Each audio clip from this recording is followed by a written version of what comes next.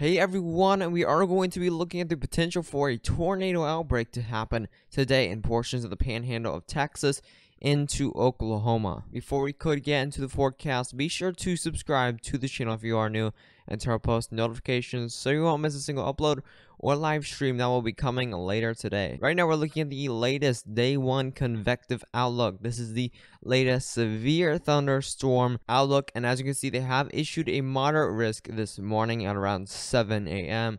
We have moderate risk for most of the eastern portions of the panhandle of Texas.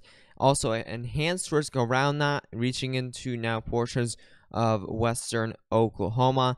Also, a slight risk reaching into portions of southwestern Texas, and that slight risk is also now reaching into portions of Kansas.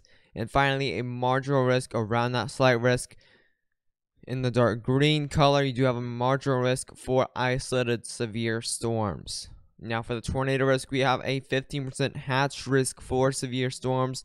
That black hatch risk area, you can see EF2 plus tornadoes in that type of area. So if you live in this type of area, definitely be weather aware throughout today. Make sure you have your severe weather preparedness plans in place, because this is definitely going to be pretty serious for the panhandle of Texas for today. You have a 5% risk for tornadoes around that 10% chance, which is in the yellow, and the 5% is in the brown. And finally, a 2% risk for tornadoes in the green. Wind risk, we have a 15% chance for winds 60 miles per hour and up, and a 5% risk for winds 60 miles per hour and up in the brown shaded area. Finally, a hail risk, and we have a 30% chance for 2-inch plus size hail, and a significant chance, which means you could see upwards of 2.5-inch size hail and upwards in the hatch significant chance area. In the 15% chance area, you have of course a 15% chance for 1-inch size hail and a 5% chance for 1-inch size hail. Looking at the latest future reflectivity, this is the future radar. This is going to be around 10 a.m. You are seeing some thunderstorms, some isolated thunderstorms and rain showers up here in portions of New Mexico, Colorado, even some snow just above that in portions of Colorado, and now reaching into the panhandle of Oklahoma and Kansas. Let's move forward here to around lunchtime, and you're seeing some cell development over here in New Mexico. That's of course not the main storms, but we are seeing some development already in New Mexico from that cold front. We're now seeing initiation by 2 o'clock. As you can see, we have those cells developing right to the west of Amarillo.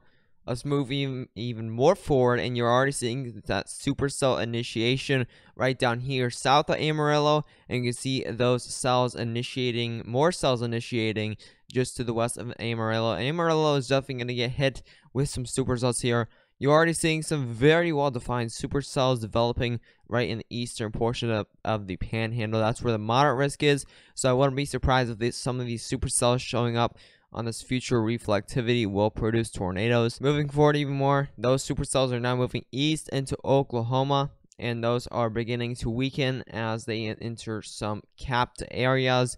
Now you're seeing the squall line develop where this tornado risk really dissolves here. We're getting to around 6 p.m. now, so the tornado risk is still there, but it's much littler as the supercells have now weakened in the Oklahoma area. As you can see, this very long squall line has now developed. Once you get to around 8 p.m. and you get to 9 p.m., the squall line moves eastward towards the Dallas-Fort Worth area. This line is not going to make it past the Dallas-Fort Worth area, but you can see that cold front right there. That's going to move over the Dallas area, and Dallas definitely could see some rain showers, but definitely not any severe thunderstorms. This is going to be a very quick event, so these supercells initiate by 2 or 3 p.m. and then you head into around, and this squall line stops producing intense storms by around 12 a.m. So that's around a 10-hour event, and that's not a very long event. We're going to quick look at the ingredients, what we have in place for today. Let's go and move forward here with the Cape Bios, which is the energy within the atmosphere. This is what we can tell how intense these storms will be, and if any big hail will hit these areas. And we're seeing upwards of 3,000 joules per kilogram. We haven't seen this much energy in a long time, and this is where the moderate risk is gonna be, right in this area. And we have 3,000 joules per kilogram. That's something going to trigger some pretty big hail in some of these areas. It's not going to be very widespread, but definitely some decent sized hail is going to be right in that moderate risk area. That's why they issued a pretty big hail risk for that area. We're now looking at the capped, which if you have cap, storms will pretty much not develop, or they pretty much will not be able to develop. As you head into when these storms develop, and there's practically no cap at all. You're seeing 0 joules per kilogram. So there's not going to be a very capped event. Most of this cap is going to be more north of there and more east. So this is not going to be a very capped event at all. But as you move into more the overnight hours, that becomes a capped event right there. So that's really dissolves that tornado threat. And here's the significant tornado parameter. This is the risk for significant tornadoes. And as you move forward here, this is why they issued a significant chance for tornadoes. As you can see, we're seeing upwards of 3s, 4s, and even 5s and 6s in there.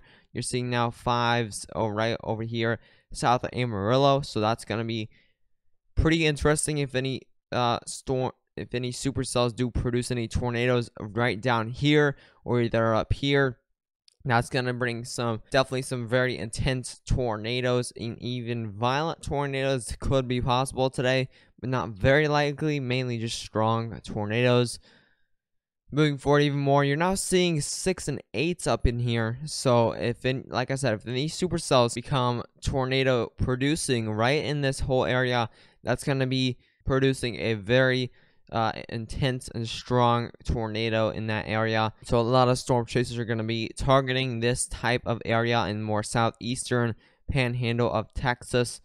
Now you're moving into the overnight hours, so you're getting into around 7 p.m. and that significant tornado parameters really starts to weaken. But there is still some in there, like you're seeing 3 to 4s. Maybe down here you could see 2 to 3 chances.